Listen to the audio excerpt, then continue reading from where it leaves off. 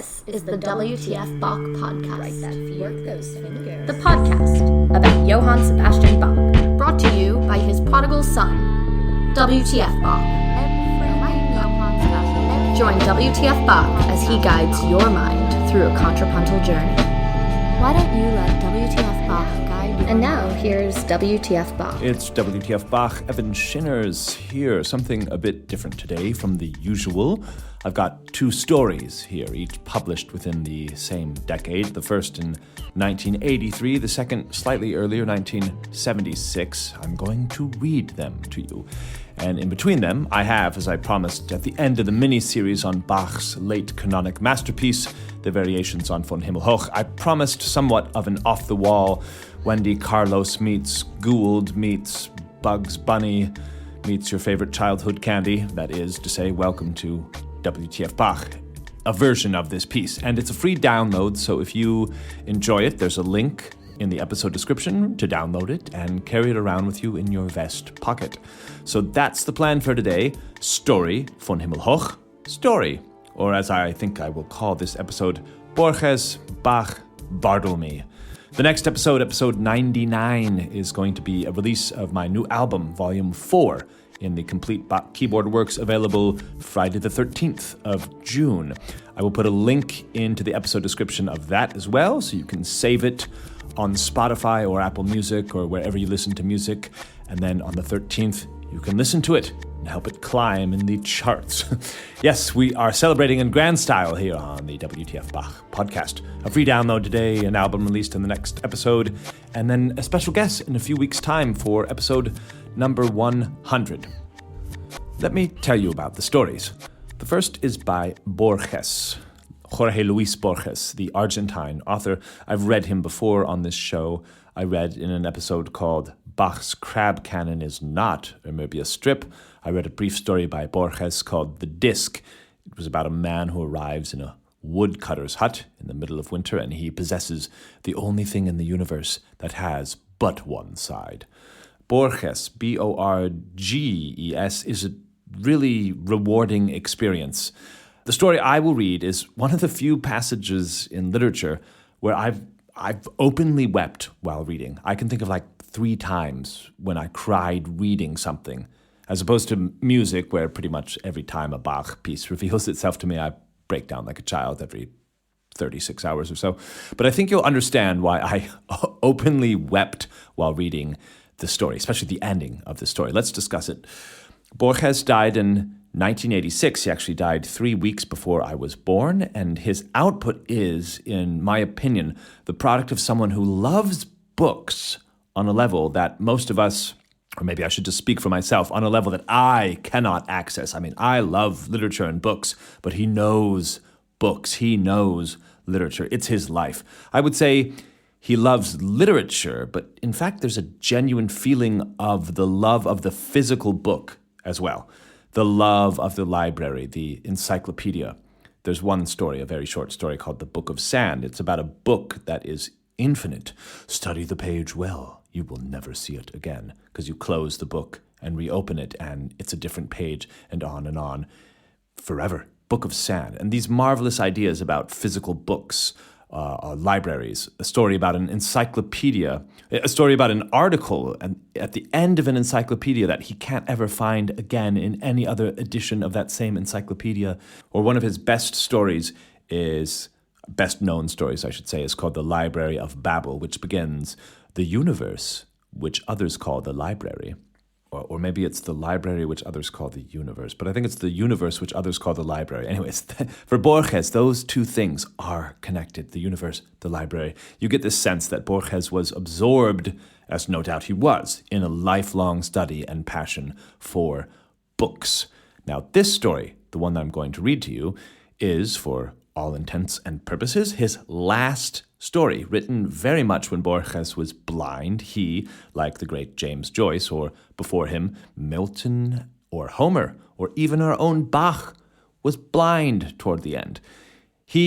Borges published in 1983 a collection called Shakespeare's Memory, and it takes its title from the last story in the collection called Shakespeare's Memory. Now, if you braved it, the audiobook on Venus and Adonis from several episodes back, you know that Shakespeare has been quite important to me, but don't worry if you're not into Shakespeare. This story, in a way, isn't really about Shakespeare. You'll see, I don't want to spoil anything here, so let's just get into it. It's 18 and a half minutes long, but I think very enjoyable. It should fly by, but if you need to find a comfortable seat or pour yourself a glass of Iron Goddess of Mercy oolong tea, now's the time. Here is Shakespeare's Memory by Borges.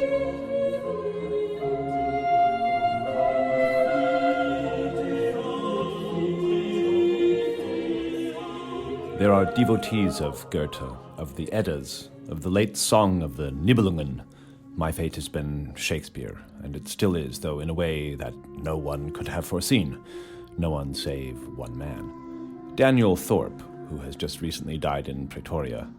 There is another man, too, whose face I have never seen. My name is Hermann Zurgel. The curious reader may have chanced to leaf through my Shakespeare chronology, which I once considered essential to a proper understanding of the text. It was translated into several languages, including Spanish. Nor is it beyond the realm of possibility that the reader will recall a protracted diatribe against an emendation inserted by Theobald into his critical edition of 1734, an emendation which became, from that moment on, an unquestioned part of the canon. Today I am taken a bit back by the uncivil tone of those pages, which I might almost say were written by another man. In 1914, I drafted but did not publish an article on the compound words that the Hellenist and dramatist George Chapman coined for his versions of Homer.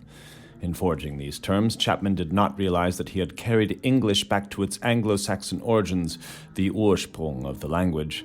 It never occurred to me that Chapman's voice, which I have now forgotten, might one day be so familiar to me. A scattering of critical and philological notes, as they are called, signed with my initials, complete, I believe, my literary biography, although perhaps I might also be permitted to include an unpublished translation of Macbeth, which I began in order to distract my mind from the thought of the death of my brother, Otto Julius, who fell on the Western Front in 1917. I never finished translating the play. I came to realize that English has, to its credit, two registers, the Germanic and the Latinate, while our own German, in spite of its greater musicality, must content itself with one. I mentioned Daniel Thorpe.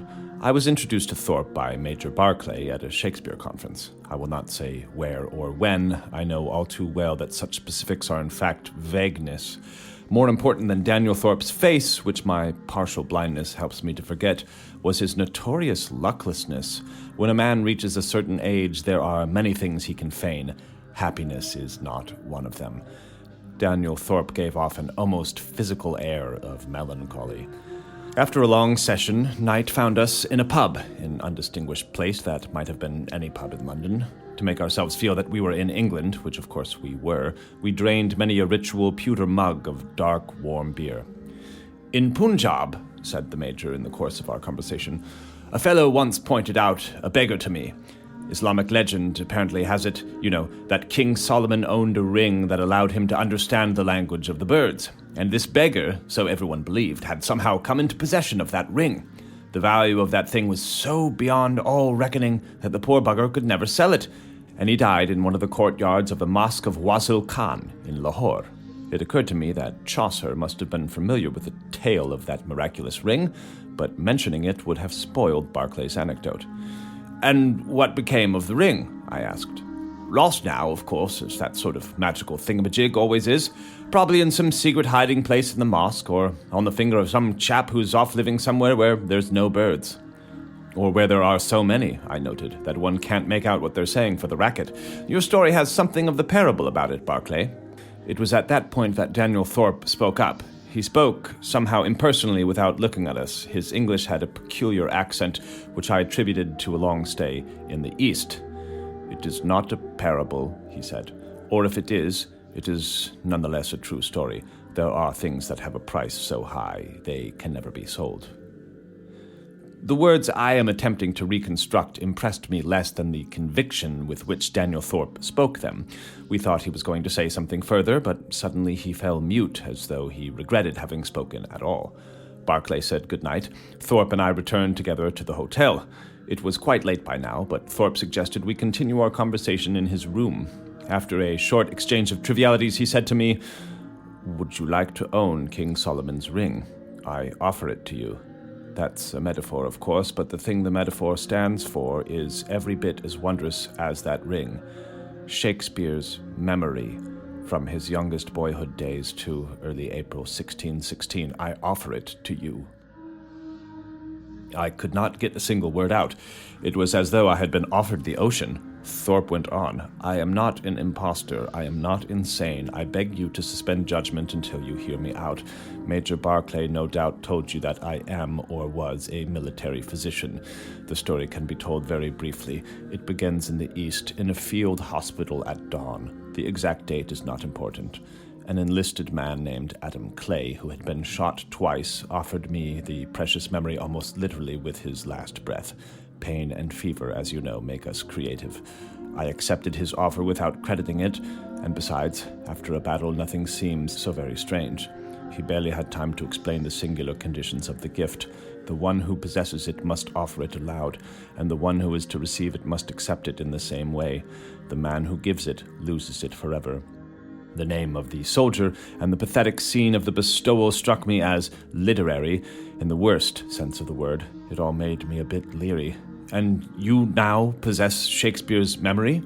"What I possess," Thorpe answered, "are still two memories, my own personal memory and the memory of that Shakespeare that I partially am. Or rather, two memories possess me.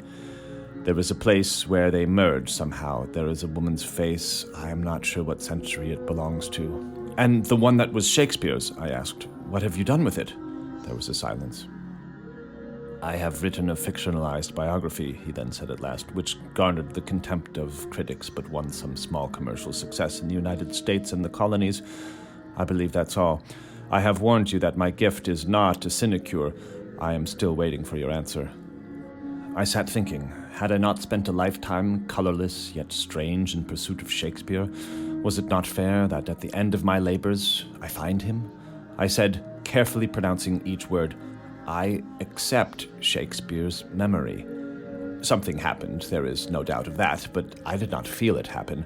Perhaps just a slight sense of fatigue, perhaps imaginary. I clearly recall that Thorpe did tell me, "The memory has entered your mind, but it must be discovered. It will emerge in dreams or when you are awake, when you turn the pages of a book or turn a corner. Don't be impatient, don't invent recollections. Chance, in its mysterious workings, may help it along, or may hold it back. As I gradually forget, you will remember. I can't tell you how long the process will take."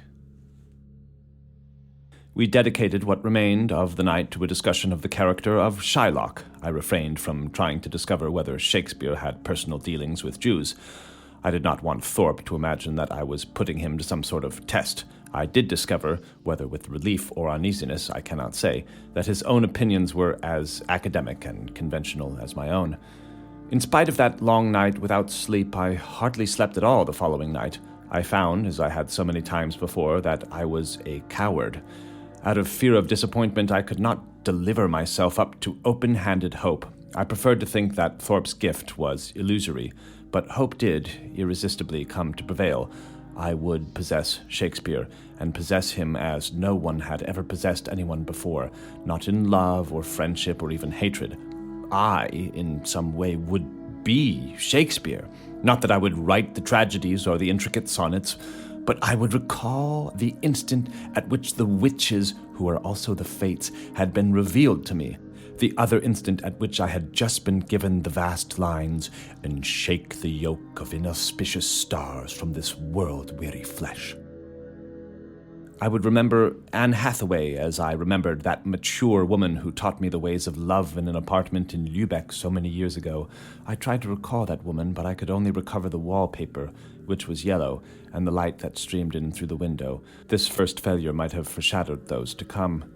I had hypothesized that the images of that wondrous memory would be primarily visual.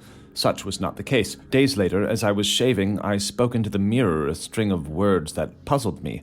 A colleague informed me that they were from Chaucer's A.B.C. One afternoon, I was leaving the British Museum. I began whistling a very simple melody that I had never heard before. The reader will surely have noted the common thread that links these first revelations of the memory. It was, in spite of the splendor of some metaphors, a good deal more auditory than visual. De Quincey says that man's brain is a palimpsest. Every new text covers the previous one, and is in turn covered by the text that follows, but all-powerful memory is able to exhume any impression, no matter how momentary it might have been, if given sufficient stimulus. To judge by the will he left, there had been not a single book in Shakespeare's house, not even the Bible, and yet everyone is familiar with the books he so often repaired to: Chaucer, Gower, Spenser, Christopher Marlowe, Holinshed's Chronicle, Florio's Montaigne, North's Plutarch. I possessed, at least potentially, the memory that had been Shakespeare's. The reading, which is to say the rereading, of those old volumes would then be the stimulus I sought. I also reread the sonnets, which are his work of greatest immediacy. Once in a while I came up with the explication, or with many explications. Good lines demanded to be read aloud. After a few days I effortlessly recovered the harsh F's and open vowels of the 16th century. In an article I published in the Zeitschrift für Germanische Philology, I wrote that Sonnet 127 referred to the memorable defeat of the Spanish Armada. I had forgotten that Samuel Butler had advanced that same thesis in 1899. A visit to Stratford-on-Avon was predictably enough sterile. Then came a gradual transformation of my dreams. I was to be granted neither splendid nightmares à la De Quincey, nor pious allegorical visions in the manner of his master Jean-Paul. It was unknown rooms and faces that entered my nights. The first face I identified was Chapman's. Later there was Ben Jonson's, and the face of one of the poet's neighbors, a person who does not figure in the biographies but whom Shakespeare often saw. The man who acquires an encyclopedia does not thereby acquire every line, every paragraph, every page, and every illustration. He acquires the possibility of becoming familiar with one and another of those things. If that is the case with a concrete and relatively simple entity, given, the alphabetical order of its parts, etc., then what must happen with a thing which is abstract and variable, ondoyant et divers, a dead man's magical memory, for example? No one may capture in a single instant the fullness of his entire past. That gift was never granted even to Shakespeare, so far as I know, much less to me, who was but his partial heir. A man's memory is not a summation, it is the chaos of vague possibilities. St. Augustine speaks, if I am not mistaken, of the palaces and caverns of memory. That second metaphor is the more fitting one. It was into those caverns that I descended. Like our own, Shakespeare's memory included regions, broad regions of shadow, regions that he willfully rejected. It was not without shock that I remembered how Ben Jonson had made him recite Latin and Greek hexameters, and how his ear, the incomparable ear of Shakespeare, would go astray in many of them, to the hilarity of his fellows. I knew states of happiness and darkness that transcended common human experience. Without my realizing it, long and studious solitude had prepared me for the docile reception of the miracle. After some 30 days, the dead man's memory had come to animate me fully. For one curiously happy week, I almost believed myself Shakespeare. His work renewed itself for me.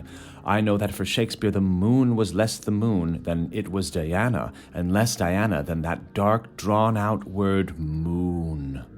I noted another discovery, Shakespeare's apparent instances of inadvertence, those absences dans l'infini of which Hugo apologetically speaks, were deliberate.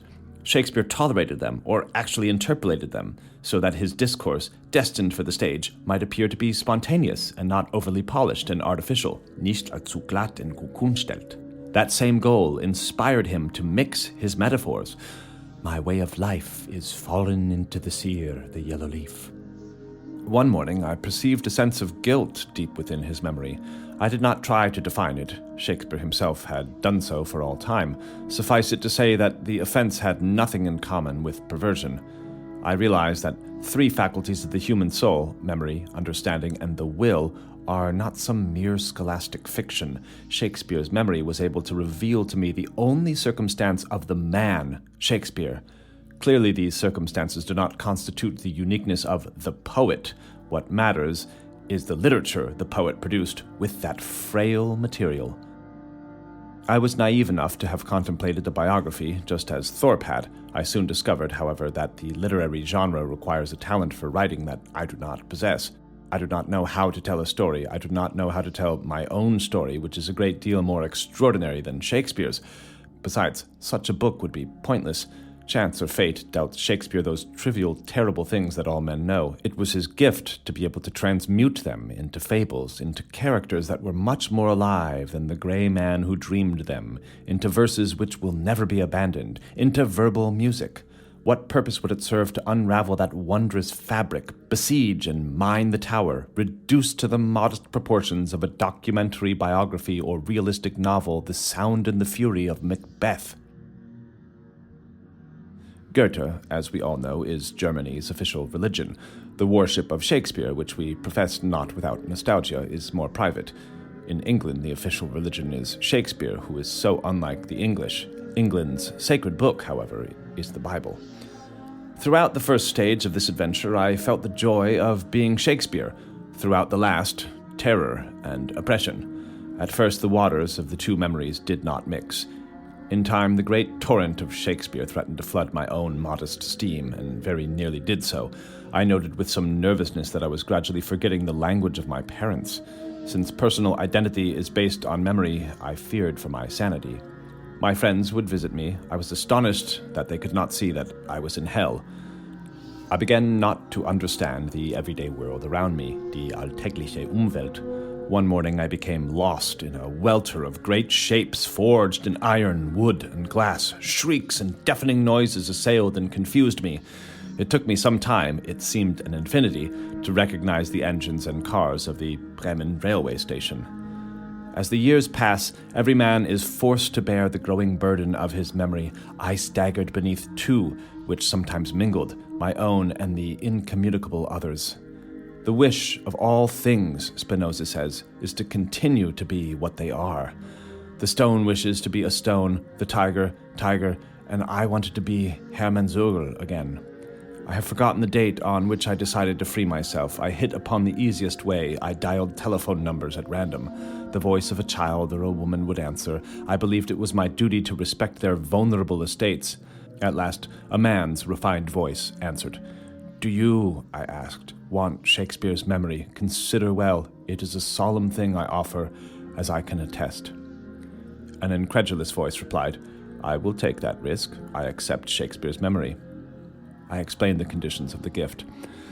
Paradoxically, I felt both a nostalgie for the book I should have written and now never would, and a fear that the guest, the spectre, would never abandon me. I hung up the receiver and repeated like a wish these resigned words. Simply the thing I am shall make me live. I had invented exercises to awaken the antique memory. I now had to seek others to erase it. One of many was the study of the mythology of William Blake, that rebellious disciple of Swedenborg. I found it to be less complex than merely complicated. That and other paths were futile. All led me to Shakespeare. I hit at last upon the only solution that gave hope courage. Strict, vast music.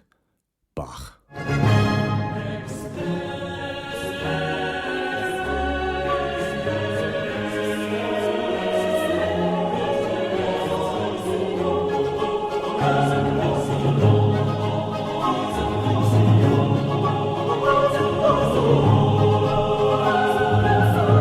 P.S. 1924. I am now a man among men. In my waking hours, I am Professor Emeritus Hermann Zögel.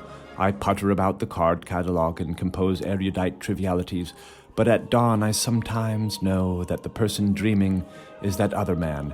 Every so often in the evening I am unsettled by small, fleeting memories that are, perhaps, authentic.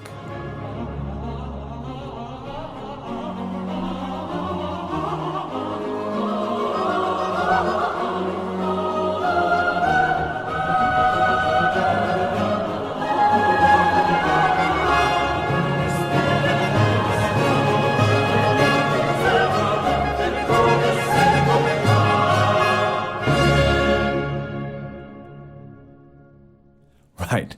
So, now hopefully you understand why I chose to read this story. It's his last story in practically his last publication of stories, to be sure. And the last word of his last story is Bach. Now you see why I wept.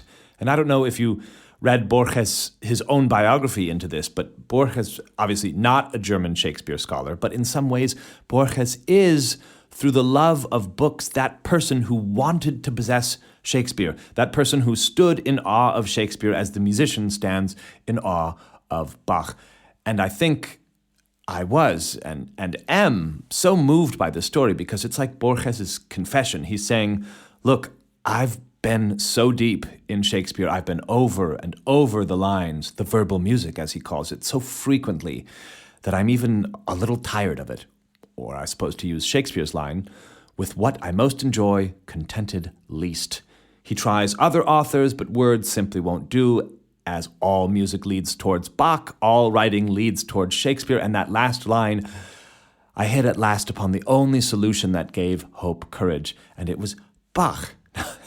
Yeah, I hope many of you listeners know that feeling, that fortunate feeling, maybe not necessarily with Bach, but that there is some mind out there, perhaps some facet of nature, flowers or bird watching or the ocean or something that you know you can throw yourself on when you're in need of feeling amazed, when you want to contemplate the infinity of things. I love that. Even if it wasn't actually Borges himself in this character, I love the fact that Borges made this character, the one who studied Shakespeare, inhabited Shakespeare so thoroughly, and the only remedy was not more language, more Shakespeare, but Bach. What a wonderful thing that exists in our library, in our universe. So thank Borges for that. All right, here are the variations on Vom Himmel Hoch. Here is your musical interlude before the last short story. Enjoy.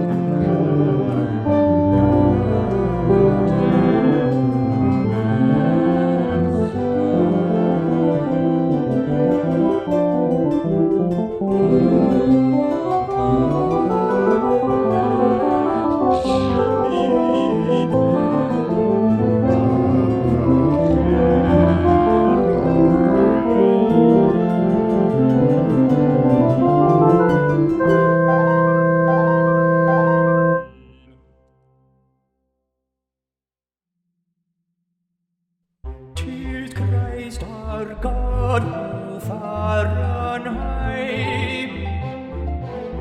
had Melchior sad and Peter kind.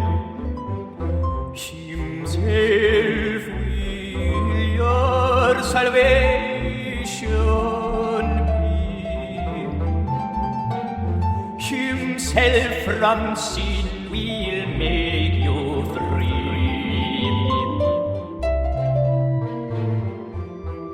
He brings those blessings long ago,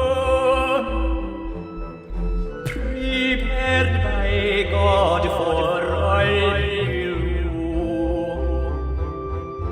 that in His heavenly kingdom blessed, you may with us forever rest. These are the tokens He shall bow. The swan enclosed the manger dark. There we shall find the young child laid, by whom the earth and heavens were made.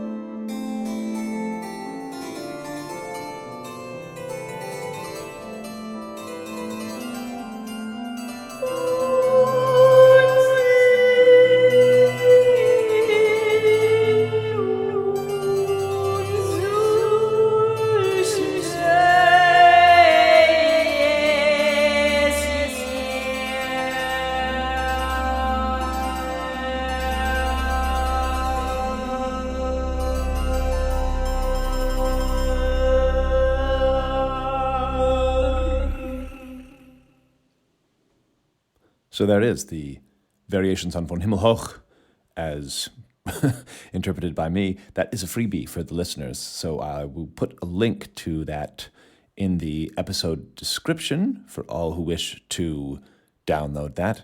I mean, who wouldn't? Who would leave the house without that in their vest pocket? I've never met someone like that. And in general, I think I'm going to link to the Bandcamp site. I'm going to try to extract a lot of these, shall we say, peculiar pieces that you hear on this podcast. So if you heard a demonstration of one of these Bach pieces that you liked and you don't want to re-listen to the episode with all my chatter surrounding it, you can go onto the Bandcamp website and they'll all be for free. Donald Barthelme. That's Barthelme. It looks like Barthelme on the page. Barthelme, born in 1931, died young at 58 years old in 1989. I really don't know anything about him. I wouldn't know him at all if it were not for a great listener and patron of this podcast, so thank you. I read his stories. That's what I gather he's primarily known for as a writer of short stories. I read the stories like one looks at a painting. Sort of, I glean an impression here and there. I get the mood. I get a detail more than the plot, more than the story. And I think for this reason, he's called postmodern. I admit I don't feel qualified to talk about postmodern literature, or even, I'm not sure I know what it means when you say someone is postmodern. But yeah, I read a story of his, and they're usually quite short, only a few pages. And after the few pages, I go, well, I have absolutely no idea what that was about. Other times I get a really warm impression, life-affirming impression, usually a hilarious impression, but this story I'm going to read has nothing to do with Bach or music or the arts in any way. It's a very funny story, one of his more coherent linear stories, I would say, which is why I'm reading it. And it's, I would issue a warning to listeners saying it's dark humor, it's not for the faint of heart, but I think if you've been with me for at least a few episodes on the podcast, you know what you're in for already. So I think you will enjoy this. Here's The School by Donald Barthelme. Well, we had all these children out planting trees, see, because we figured that was part of their education, to see how, the root systems and also the sense of responsibility, taking care of things, being individually responsible, you know what I mean. And the trees all died. They were orange trees.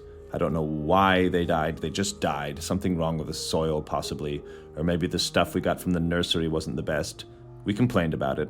So we've got 30 kids there. Each kid had his or her own little tree to plant. And we've got these 30 dead trees. All these kids looking at these little brown sticks. It was depressing. It wouldn't have been so bad, except that just a couple of weeks before the thing with the trees, the snakes all died. But I think that the reason the snakes kicked off was that, you remember, the boiler was shut off for 4 days because of the strike, and that was explicable. It was something you could explain to the kids because of the strike. I mean, none of their parents would let them cross the picket line, and they knew there was a strike going on and what it meant, so when things got started up again and we found the snakes, they weren't too disturbed. With the herb gardens, it was probably a case of overwatering, and at least now they know not to overwater. The children were very conscientious with the herb gardens, and some of them probably, slipped them a little extra water when we weren't looking. Or maybe, well, I don't like to think about sabotage, although it did occur to us. I mean, it was something that crossed our minds. We were thinking that way probably because before that, the gerbils had died, and the white mice had died, and the salamander, well, now they know not to carry them around in plastic bags. Of course, we expected the tropical fish to die. That was no surprise. Those numbers, you look at them crooked and they're belly up on the surface. The lesson plan called for a tropical fish input at that point. There was nothing we could do. It happens every year. You just have to hurry past it. We weren't even supposed to have a puppy. We weren't even supposed to have one. It was just a puppy the Murdoch girl found under a Gristedes truck one day, and she was afraid the truck would run over it when the driver had finished making his delivery. So she stuck it in her knapsack and brought it to school with her, so we had this puppy. As soon as I saw the puppy, I thought, oh, Christ, I'd bet it'll live for about 2 weeks, and that's what it did. It wasn't supposed to be in the classroom at all. There's some kind of regulation about it. But you can't tell them they can't have a puppy when the puppy is already there, right in front of them, running around on the floor and yapping. They named it Evan. That is, they named it after me. They had a lot of fun running after it and yelling, "Here, Evan. Nice, Evan." Then they'd laugh like hell. They enjoyed the ambiguity. I enjoyed it myself. I don't mind being kidded. They made a little house for it in the supply closet and all that. I don't know what it died of. Distemper, I guess. It probably hadn't had any shots. I got it out of there before the kids got to school. I checked the supply closet each morning, routinely, because I knew what was going to happen. I gave it to the custodian.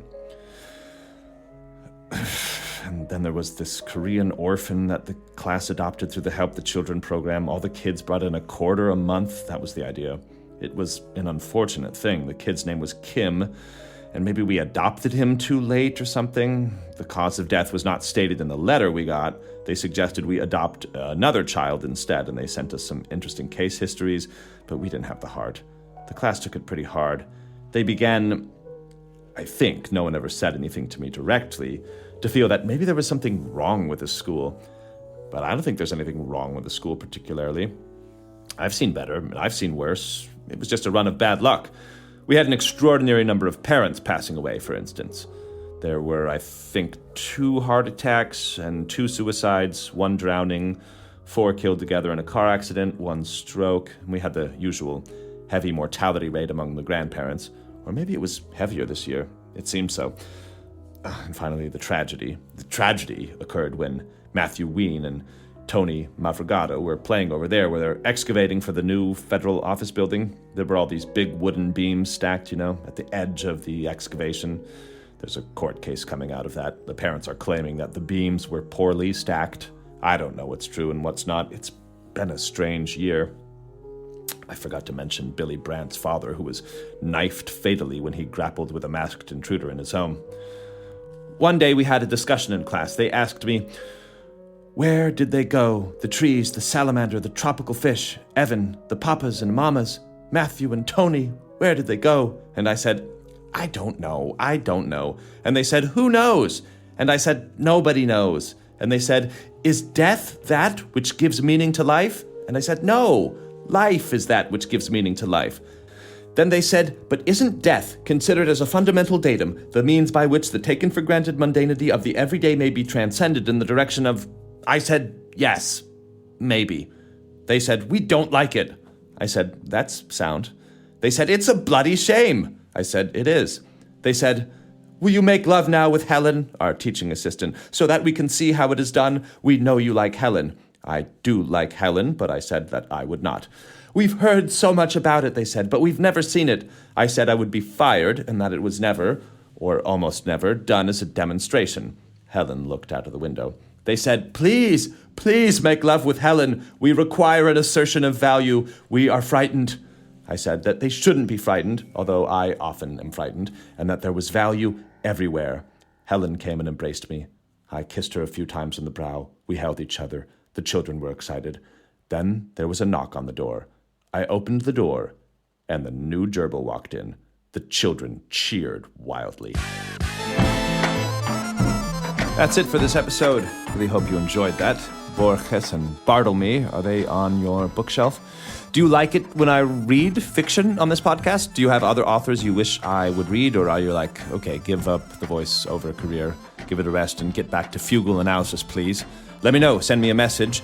2 weeks from today, Friday the 13th of June, my new album drops. I'll be standing from somewhere high up with a nice view and releasing it to the earth below. Save the link, the repertoire, the first 3 keyboard partitas. Very familiar repertoire, but done in a way that I hope you've never heard before. We'll get into that on the next episode. And then episode 100. So thanks for listening. Here is, before the last track, which I think is pretty cool, here is Gabby asking you for your money, which is much appreciated. The last track here also available on the Bandcamp site for free. So have a gander in the episode description. Be sure you've got all the important links, and I'll see you in episode 99. Thanks for listening. Thanks for listening to the WTF Bach podcast. We couldn't make this podcast without the support of listeners like you. The best way to help this podcast along is to become a paid subscriber on Evan's Substack. You'll be helping us out tremendously. You can also make a one-time donation on Venmo, Cash App, or PayPal. All relevant links are found in this episode's description. Give us a shout at Bach@WTFBach.com. We get notes almost every week from every corner of the globe. It makes our days to hear from you. So thank you for listening. Es ist ein Trotzig, ein Trotzig und verzagt Ding aller Menschenherzen. Ein Trotzig und verzagt, ein Trotzig und verzagt Ding aller Menschenherzen. Es ist ein Trotzig, es ist und verzagt.